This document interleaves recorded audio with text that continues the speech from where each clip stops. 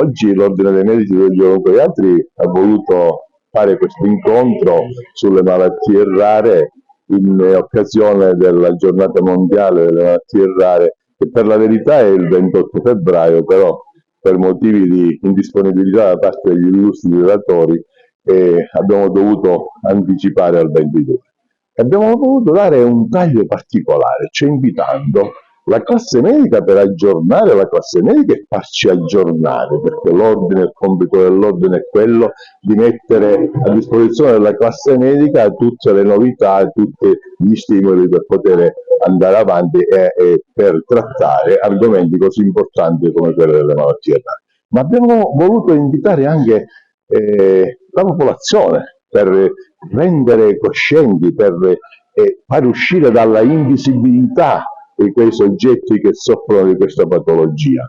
Ma abbiamo voluto invitare quindi tutte le altre professioni sanitarie, quindi abbiamo presenti i biologi, ma abbiamo voluto invitare anche l'azienda sanitaria, perché per sensibilizzare anche l'azienda, per poter, mi auguro che subito partiremo sicuramente con tra l'altro la direzione strategica dell'ASP di Agrigento è sempre vicino ai bisogni di salute da parte dei cittadini, e sicuramente partiremo con l'apertura di uno sportello per poi arrivare anche ad altri stadi, diciamo, più avanzati. Quindi la nostra soddisfazione, la nostra felicità oggi è questa, e se poi aggiungiamo che questa manifestazione la faremo alla Sala Zeus del Museo Grifo sotto il telamone, questo sicuramente è la ciliegina sulla torta. Oggi in Sicilia per questo splendido evento in una cornice che definire eccezionale è proprio poco. Stiamo a celebrare la giornata delle malattie rare con il supporto di tutti i professionisti e gli attori in gioco che tutti i giorni sostengono la comunità delle persone con malattia rara. Uniamo, e io che la rappresento, siamo estremamente felici di essere qui in questa occasione, dimostrando alla Sicilia anche una vicinanza nazionale e la possibilità di essere comunque sempre più in rete tutti insieme. Nel mio background e quello che continuo a fare c'è anche l'aspetto di ricerca, perché ovviamente diagnostica e ricerca nell'ambito delle malattie genetiche rare vanno a pari passo, vanno a braccetto, e quindi diciamo tutti i nostri sforzi sono focalizzati a dare delle risposte ovviamente diagnostiche da una parte, ma possibilmente identificare anche nuovi geni malattie, nuovi meccanismi e contribuire all'arricchimento insomma, di quelle che sono le conoscenze in questo settore. Le malattie rare, e che tanto rare in realtà non sono, rappresentano un grosso capitolo della medicina che è da affrontare. Sempre di più però si evidenziano non soltanto le situazioni di salute quanto le condizioni di benessere. Si parla di welfare e sanità, ma welfare e sanità vanno di pari passo. Non ci può essere più una divisione tra i due ambiti, ed è questo quello che stiamo cercando di fare anche in Sicilia, cercando di portare avanti un discorso sociosanitario che già con la legge 328 del 2000 è stata, diciamo, avuto il suo, è andato alla ribalta, ma con le nuove normative viene ulteriormente ridisegnato e ulteriormente rafforzato. Quindi il compito mio come garante è sicuramente la tutela dei diritti delle persone che hanno una condizione di disabilità e fare in modo che le barriere che determinano la disabilità possano realmente essere abbattute. Questa giornata è stata voluta qui ad Agrigento proprio perché non l'abbiamo mai realizzata qui, l'abbiamo sempre realizzata o a Palermo o a Catania.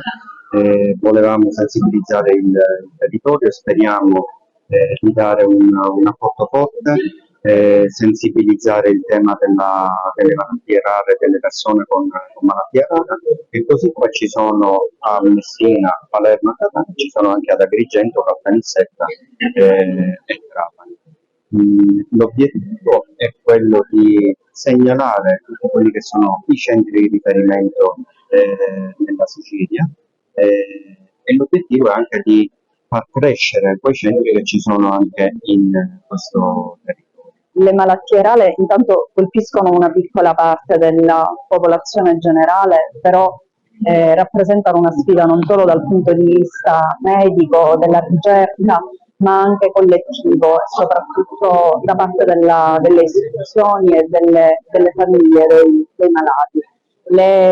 Le patologie sono varie, possono interessare vari organi, iniziano molto spesso, essendo appunto su base genetica nell'età infantile, ma alcune possono svilupparsi e manifestarsi anche nell'età adulta, nell'età medio adulta. Altre malattie rare colpiscono proprio l'adulto perché sono su base autoimmune, diciamo, e quindi possono colpire, diciamo, tutte le età.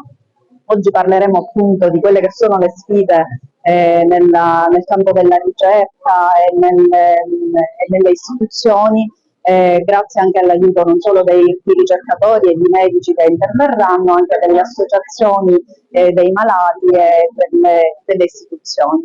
Oggi qui al Museo Grifo della Sala Cosi terrà questo simposio, questo convegno sulle malattie rare, un argomento interessantissimo e possiamo prendere spunto sia noi amministratori ma anche come medici di poter creare anche un polo periferico anche qui nell'ospedale di Agrigento, un fondox, un ambulatore, un qualcosa che possa avere un primo approccio affinché poi si possano svolgere le indagini specialmente di genetica medica in laboratori specializzati.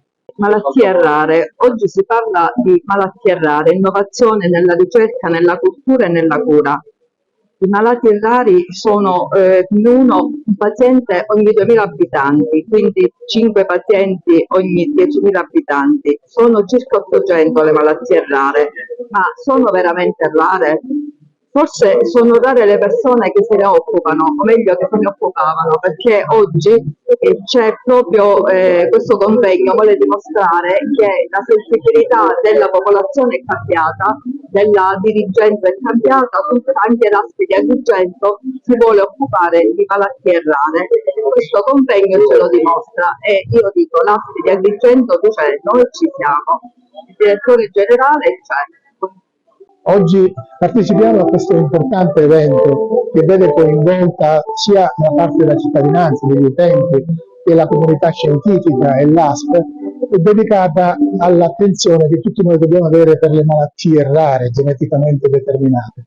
Anche nel nostro mondo dell'odontoiatria, io sono un odontoiatra, abbiamo anche noi delle malattie particolarmente importanti che a volte sono di difficile gestione se non vi sono delle competenze che permettano di individuarle fin dal primo manifestarsi. Un esempio è la displasia ectodermica, che è una malattia genetica rara, che coinvolge i bambini determinando loro, a causa di questa malattia, l'assenza di numerosi denti, quindi vi è una condizione di difficile difficoltà proprio nella quotidianità, nell'alimentarsi, perché sono edentuli, dei bambini edentuli, di difficile riabilitazione. E quindi dico, avere la capacità di individuare e avere un programma scientifico a sostegno verso una riabilitazione che significa semplicemente assicurare a tutti e comunque una qualità di vita quotidiana sostenibile. Quindi è una giornata importante che merita attenzione e faccia comprendere anche agli utenti che da parte della comunità scientifica, da parte dei medici, degli odontoiatri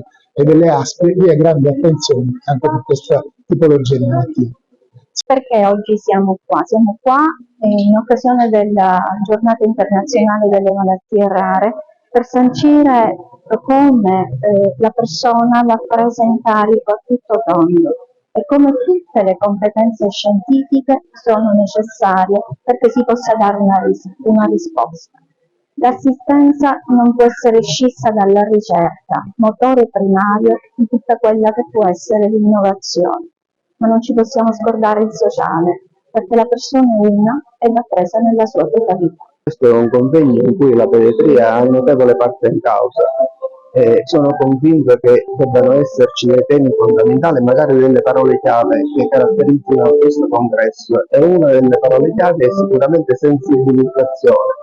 Sensibilizzazione che non deve essere solo a livello medico, ma soprattutto secondo me deve essere sensibilizzazione dei quadri politici, perché e la prima cosa che dovrebbero fare è aumentare i fondi a disposizione della ricerca, che è fondamentale per migliorare la qualità di vita delle persone affette da malattie rare.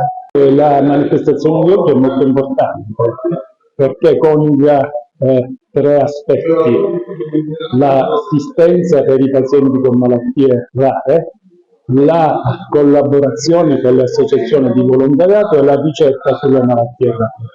Ormai è chiaro che per una buona sanità è necessaria la multidisciplinarietà da un lato, la collaborazione con le strutture sanitarie territoriali e anche con i cosiddetti caregiver, cioè i familiari dei pazienti che soffrono di patologie croniche. In modo particolare le associazioni delle famiglie dei pazienti con malattie rare sono molto attive, quindi noi stiamo cercando di fare un progetto che coniuga la ricerca, perché la ricerca nelle malattie rare è essenziale, importante per risolvere alcune patologie, altre non sono addirittura conosciute, e dall'altro lato è importante collaborare con la medicina del territorio, con i centri non della periferia ma che non sono attualmente collegati direttamente ai centri di ricerca, per migliorare sia la ricerca ma per migliorare la partecipazione dei pazienti con malattie rare alle ricerche innovative e anche all'assistenza sanitaria. Quindi questo per noi è un momento importante perché è un momento di collaborazione tra questi tre aspetti: ricerca, assistenza e famiglia.